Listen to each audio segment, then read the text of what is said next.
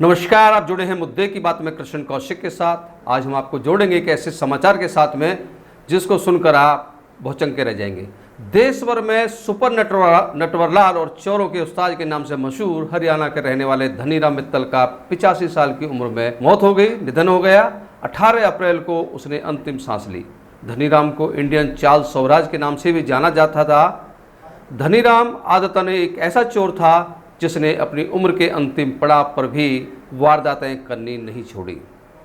77 साल की उम्र में उसे दिल्ली के रानी बाग इलाके से कार चोरी के केस में पकड़ा गया। 4 दिन बाद दिल्ली की रोहिणी की कोर्ट में धनीराम मित्तल की एक मामले में पेशी भी होनी थी। इसके अलावा फर्जी जज बनकर 2700 से ज़्यादा आरोपियों को जमानत भी दे चुका था। आपको बता दें, भिवानी जिले के रहने वाले धनीराम मित्तल का जन्म 1939 में हुआ था। उसकी गिनती देश के सबसे स्कॉलर, विद्वान, इंटेलिजेंस, बुद्धिमान अपराधियों के रूप में होती थी।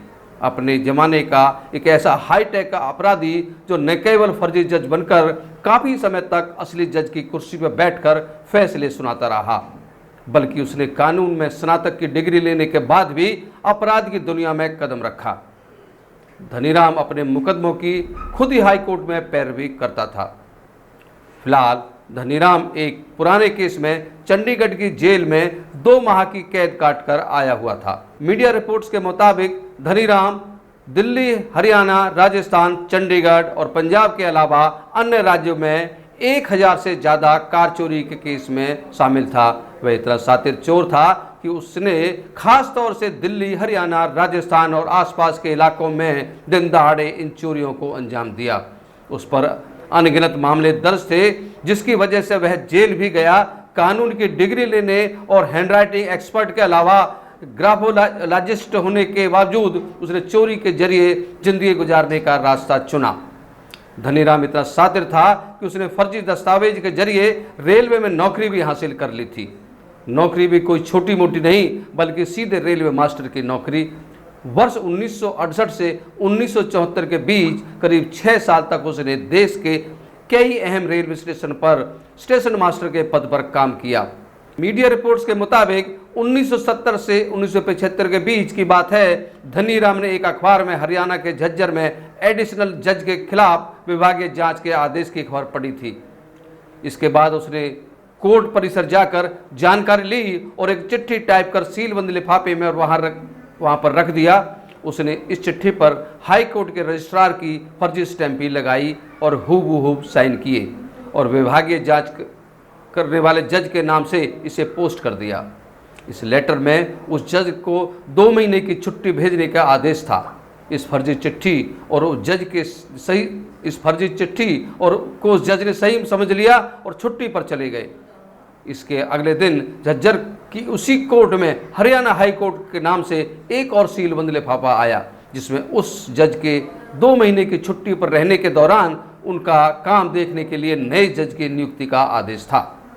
इसके बाद धनीराम खुद ही जज बनकर हाई कोर्ट पहुंच गया। सभी कोर्ट स्टाफ ने उसे सच में जज मान लिया। वह 40 दिन तक मामलों की सुनवाई करता रहा और हजारों केस का निपटारा कर दिया। धनीराम ने इस दौरान 2700 से ज़्यादा आरोपियों को जमानत भी दे दी। बताया जाता है कि धनीराम मित्तल ने फर्जी जज बनकर अपने खिलाफ केस की खुद ही सुनवाई की और खुद को बरी भी कर दिया। इससे पहले अधिकारी समझ पाते कि क्या हो रहा है, मित्तल पहले ही वहां से फरार हो चुका था। इसके बाद जिन अपराधियों को उसने रिहा किया था, वह या जमानत दी थी, उन्हें फिर से खोजा गया और जेल में डाल दिया गया। धनीराम के निधन पर किसी को शक भी ना हो, संभवतः धनीराम के निधन पर किसी को शक भी नहीं होना चाहिए, लेकिन कोर्ट, कानून, अलग अलग राज्यों के पुलिस धनीराम की मौत की खबर पर आसानी से यकीन नहीं करने वाली है। इसके पीछे की वजह इसमें भी कोई जालसाजी ना हो, इसलिए कोर्ट और पुलिस भी मौत के समाचार को कंफर्म जरूर करेगी। इसके पीछे एक वजह यह भी है कि 26 अप्रैल को दिल्ली की रोहिणी कोर्ट में धनीराम मित्तल की पेशी थी। 2010 के रानीबाग थाने में पुराने केस में गैरहाजिर रहने के बाद उनको हाजिर होने के लिए नोटिस निकाला गया था। दरअसल दर्शकों, हमने एक ऐसे नटवरलाल, शातिर और बुद्धिमान अपराधी की कहानी आपको बताई है और जिसकी अब मौत हो चुकी है।